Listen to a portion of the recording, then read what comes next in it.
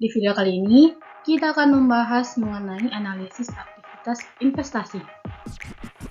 Nah, kita mulai dari pengertian aset dulu ya. Aset adalah sumber daya yang dikendalikan oleh perusahaan yang bertujuan untuk menghasilkan keuntungan. Aset dikategorikan menjadi dua, yaitu aset lancar dan aset tidak lancar. Aset lancar adalah aset yang memiliki sifat mudah ditukar atau dicairkan melalui transaksi uang tunai, yaitu meliputi kas, setara kas, piutang, persediaan, dan biaya dibayar di muka. Siklus operasi yang ditunjukkan pada tampilan 4.1 adalah jumlah waktu dari komitmen kas untuk pembelian sampai pengumpulan dihasilkan dari penjualan barang atau jasa. Ini adalah proses di mana sebuah perusahaan mengubah kas menjadi aset jangka pendek dan kembali menjadi kas sebagai bagian dari aktivitas operasi yang sedang berlangsung. Untuk perusahaan manufaktur, akan memerlukan pembelian bahan baku, mengkonversinya menjadi barang jadi, dan kemudian menjual dan mengumpulkan uang tunai dari piutang.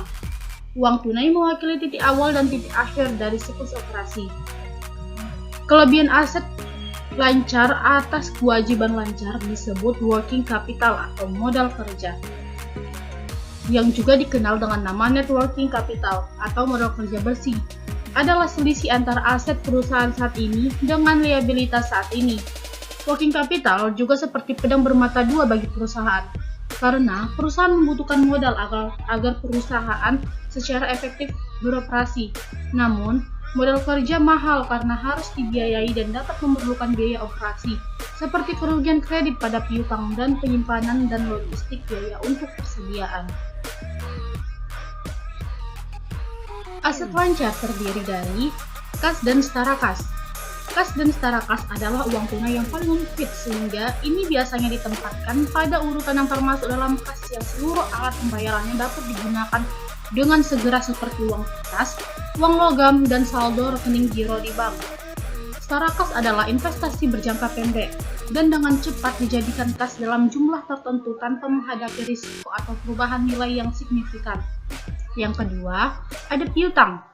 Piutang adalah hak milik perusahaan yang didapat dari pihak lain karena transaksi yang dilakukan oleh pihak lain kepada perusahaan belum dibayar secara lunas atau kredit, yang mana biasanya piutang memiliki waktu jatuh tempo.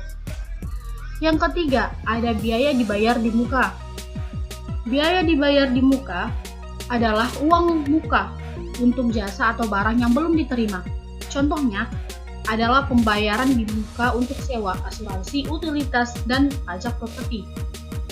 Biaya dibayar di muka biasanya diklasifikasikan dalam aset lancar karena mencerminkan jasa yang jatuh tempo yang sebaliknya akan membutuhkan penggunaan aset lancar. Persediaan, akuntansi dan penilaian persediaan. Persediaan adalah barang yang dimiliki untuk dijual sebagai bagian dari operasi bisnis normal perusahaan.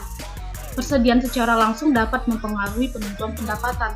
Pentingnya metode penerapan biaya untuk persediaan penilaian karena dampaknya terhadap laba bersih dan nilai aset. Selain itu, membebankan biaya ke persediaan mempengaruhi pendapatan dan pengukuran aset. Persamaan persediaan berguna dalam memahami arus persediaan. Saat persediaan dijual, biaya ini dikeluarkan dari neraca dan mengalir ke laporan laba rugi sebagai biaya barang yang dijual atau COGS.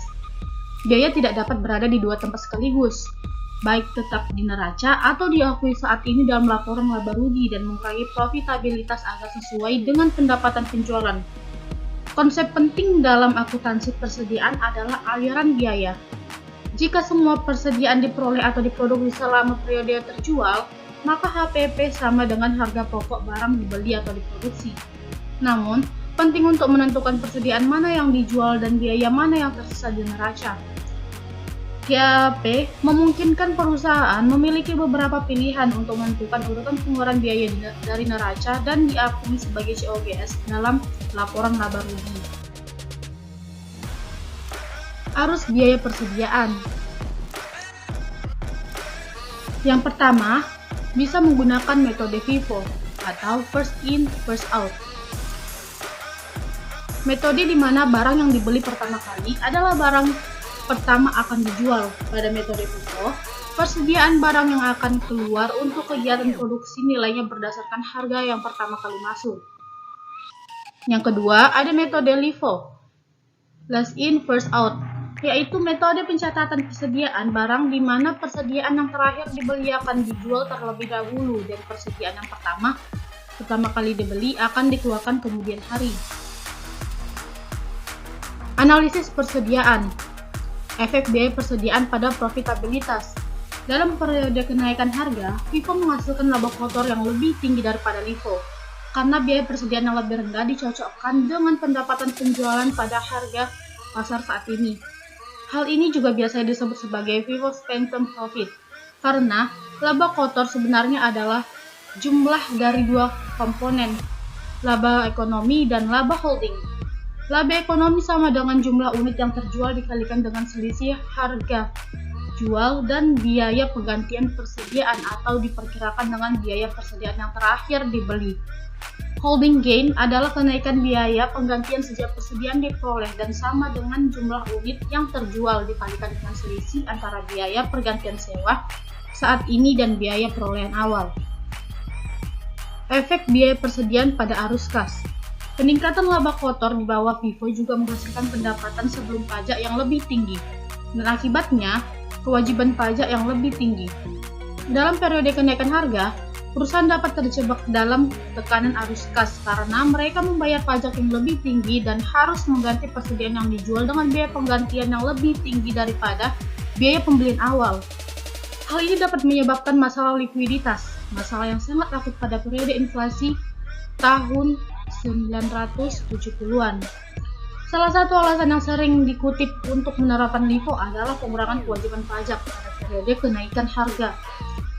IRS mensyaratkan bagaimanapun bahwa perusahaan yang menggunakan penetapan biaya persediaan LIFO untuk tujuan pajak juga menggunakan untuk laporan keuangan. Ini adalah aturan penyesuaian LIFO. Penetapan biaya persediaan untuk perusahaan manufaktur dan pengaruh peningkatan produksi. Yang pertama ada bahan baku, biaya dasar yang digunakan untuk memproduksi produk. Yang kedua ada tenaga kerja, biaya tenaga kerja langsung yang dibutuhkan untuk mengubah produk menjadi barang jadi. Yang ketiga ada overhead, yaitu biaya tidak langsung yang dikeluarkan dalam proses manufaktur seperti depresiasi peralatan manufaktur, upah pengawasan, dan utilitas. Overhead seringkali merupakan komponen terbesar dari biaya produk dan paling sulit diukur pada tingkat produk. Secara total, overhead harus dialokasikan ke semua produk yang diproduksi. Analisis juga perlu memahami pengaruh tingkat produksi terhadap profitabilitas. Aset jangka panjang. Aset jangka panjang adalah sumber daya yang digunakan untuk menghasilkan pendapatan operasi atau mengurangi biaya operasi yang selama lebih dari satu periode. Jenis aset jangka panjang yang paling umum adalah aset tetap berwujud seperti properti, pabrik, dan peralatan. Aset jangka panjang juga mencakup aset tidak berwujud seperti paten, merek dagang, hak cipta, dan goodwill. Akuntansi untuk aset jangka panjang. Ada kapitalisasi, alokasi, dan penurunan nilai.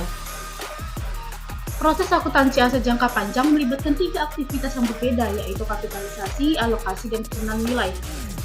Kapitalisasi adalah proses penangguhan biaya yang terjadi pada periode saat ini, tetapi manfaatnya diharapkan meluas ke satu atau lebih periode di masa depan.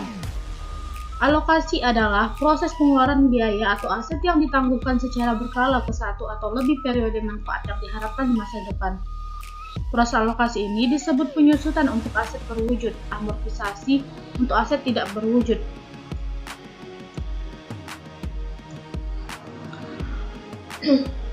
Dan penipisan sumber daya alam.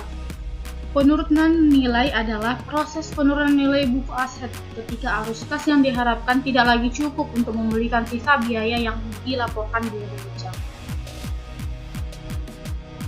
Kapitalisasi versus pengeluaran. Pengaruh kapitalisasi pada pendapatan. Kapitalisasi memiliki 2 efek pada pendapatan. Pertama, menunda pengakuan beban dalam laporan laba rugi. Ini berarti kapitalisasi menghasilkan pendapatan yang lebih tinggi dari periode akuisisi, tetapi pendapatan yang lebih rendah pada periode berikutnya dibandingkan dengan pengeluaran biaya. Kedua, kapitalisasi menghasilkan rangkaian pendapatan yang lebih halus. Mengapa pengeluaran langsung menghasilkan seri pendapatan yang tidak stabil? Jawabannya adalah volatilitas muncul karena belanja modal seringkali berjumlah atau terjadi secara tiba-tiba daripada terus-menerus. Sementara pendapatan dari pengeluaran ini diperoleh secara terus-menerus dari waktu ke waktu. Sebaliknya, mengalokasikan biaya aset selama periode manfaat menghasilkan angka pendapatan aktual yang merupakan ukuran kinerja perusahaan yang lebih stabil dan bermakna. Pengaruh kapitalisasi terhadap pengembalian investasi. Kapitalisasi menurunkan volatilitas dalam ukuran pendapatan dan juga rasio pengembalian investasi. Ini mempengaruhi pembilang atau pendapat dan penyebut atau dasar investasi dari rasio pengembalian investasi. Sebaliknya, pengeluaran biaya aset menghasilkan basis investasi yang lebih rendah dan meningkatkan volatilitas pendapatan. Peningkatan volatilitas dalam pembilang atau pendapat ini diperbesar oleh penyebut yang lebih kecil atau basis investasi, yang mengarah ke rasio pengembalian yang lebih tidak stabil dan kurang bermanfaat. Pengeluaran juga menimbulkan bias dalam ukuran pendapatan, karena pendapatan dikecilkan pada tahun akuisisi dan dilebih-lebihkan pada tahun-tahun berikutnya. Pengaruh kapitalisasi pada rasio solvabilitas.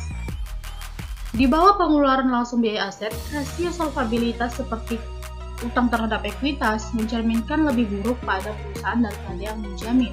Hal ini terjadi karena pengeluaran langsung biaya mengecilkan ekuitas untuk perusahaan dengan aset produktif. Pengaruh kapitalisasi pada arus kas operasi. Ketika biaya aset segera dibebankan, mereka dilaporkan sebagai arus kas keluar operasi. Sebaliknya, ketika biaya aset dikapitalisasi, mereka dilaporkan sebagai arus kas keluar investasi. Ini berarti bahwa pengeluaran langsung atas biaya aset dilebih-lebihkan arus kas keluar operasi dan mengecilkan arus kas keluar investasi pada tahun akuisisi dibandingkan dengan kapitalisasi biaya. Plan assets and natural resource. Aset jangka panjang. Property, plant, and equipment atau plan asset adalah aset berwujud tidak lancar yang digunakan dalam proses manufaktur, merchandising, atau layanan untuk menghasilkan pendapatan dan arus kas untuk lebih dari satu periode. Menilai aset tetap dan sumber daya. Yang pertama ada film property, plant, and equipment. Penilaian biaya historis menyeratkan bahwa perusahaan pada awalnya mencatat aset sebesar biaya pembelian. Yang kedua, menentukan natural resource. Perusahaan melaporkan sumber daya alam dengan biaya historis ditambah biaya penemuan, eksplorasi, dan pengembangan. Yang ketiga ada depresiasi. Proses pengalokasian harga perolehan aset berwujud menjadi beban dan cara yang sistematik dan rasional pada periode yang telah diperkirakan dari manfaat sampai dengan penggunaan aset. Metode depresiasi ada 3. Yang pertama metode garis lurus, beban jumlahnya sama setiap tahun. Yang kedua metode unit aktivitas. Perusahaan mengestimasi unit aktivitas total untuk menghitung biaya depresiasi per unit. Yang ketiga ada metode saldo menurun. Penurunan beban depresiasi tahunan selama masa ekonomi aset. Analyzing impairment.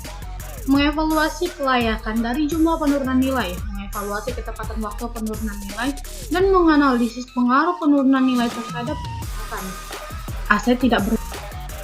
Aset tak berwujud merupakan hak, keistimewaan, dan manfaat kepemilikan atau pembelian. Karakteristik aset tak berwujud. 1. Kurang memiliki eksistensi fisik. Aset tidak berwujud memperoleh nilai dari hak dan keistimewaan atau privilege yang diberikan kepada perusahaan yang menggunakannya. Yang kedua, bukan merupakan instrumen keuangan. Aset tidak berwujud merupakan instrumen keuangan dan menghasilkan nilainya dari hak atau klaim untuk menerima kas atau ekuivalen kas di masa depan. Yang ketiga, bersifat jangka panjang dan memiliki subjek amortisasi. Aset tidak berwujud menyediakan jasa selama periode bertahun-tahun. Investasi dalam aset ini biasanya dibebankan pada periode masa mendatang melalui beban amortisasi periodik. 4. Tingginya ketidakpastian masa manfaat. Accounting for intangible. Aset tidak berwujud ada 2, yaitu dapat diidentifikasi dan tidak dapat diidentifikasi. Aset tidak berwujud yang dapat diidentifikasi merupakan aset yang dapat diidentifikasi terpisah dan dikaitkan dengan hak tertentu atau keistimewaan selama periode manfaat yang terbatas. Aset tak berwujud yang tidak dapat diidentifikasi merupakan aset yang dapat dikembangkan secara internal atau dibeli namun tidak dapat diidentifikasi dan seringkali memiliki masa manfaat yang tak terhingga, contohnya iklan dan goodwill. Amortisasi aset tak berwujud. Amortisasi adalah alokasi sistematis jumlah tersusutkan suatu aset tidak berwujud selama masa manfaatnya. Harga perolehan aset tidak berwujud dibebankan secara periodik ke dalam perhitungan laba rugi perusahaan. Pembebanan harga perolehan aset ini disebut amortisasi. Lalu, menganalisis aset tak berwujud. Analisis seringkali mencurigai aset tak berwujud saat menganalisis laporan keuangan. Banyak analisis yang mengasosiasikan aset tak berwujud dengan risiko. Yang ketiga, aset tak berwujud dan kontingensi yang tak tercatat. Salah satu aset penting dalam kategori ini adalah goodwill yang diciptakan secara internal. Asset revaluation under IFRS. Berdasarkan IFRS, perusahaan dapat memilih untuk melaporkan setiap kelas aset operasi berwujud atau tidak berwujud di bawah model revaluasi. Model revaluasi memungkinkan perusahaan untuk menilai kembali aset secara berkala dan melaporkannya pada nilai wajar. Bahkan, jika jumlahnya direvaluasi lebih tinggi dari nilai aset yang disisipkan. Perlakuan akuntansi. Perusahaan diperbolehkan untuk menilai kembali aset mereka di atas biaya historis yang disusutkan melalui penciptaan surplus revaluasi. Lalu, perusahaan dibolehkan untuk membalikkan penurunan nilai sebelumnya selama nilai yang ditulis tidak melebihi biaya historis yang disusutkan. Penurunan nilai aset. Hal ini bisa terjadi karena 1. Pasar melakukan penurunan nilai aset. Yang kedua, kondisi bisnis merugikan. Yang ketiga, perusahaan menggunakan alternatif penggunaan aset. Revaluation Model IFRS atau IAS 16 mengizinkan perusahaan untuk mencatat nilai tercatat dalam aset jangka panjang, bahkan di atas biaya historisnya yang disisipkan. Untuk ini, perusahaan harus membuat model revaluasi untuk seluruh kelas aset yang dimiliki aset tertentu. Revaluation Disclosures. Pergerakan surplus revaluasi dilakukan dalam informasi catatan. Semua revaluasi yang meningkatkan nilai aset di atas biaya historis yang disisipkan dilakukan melalui penyelesaian ekuitas langsung atau yang terjadi melalui pendapatan komprehensif. Analisis implication. Yang pertama dilakukan untuk alasan yang sah. Yang kedua, angka pendapatan. Yang ketiga, revaluasi sering dilakukan atas kebijaksanaan manajemen. Yang keempat, perbandingan antar waktu.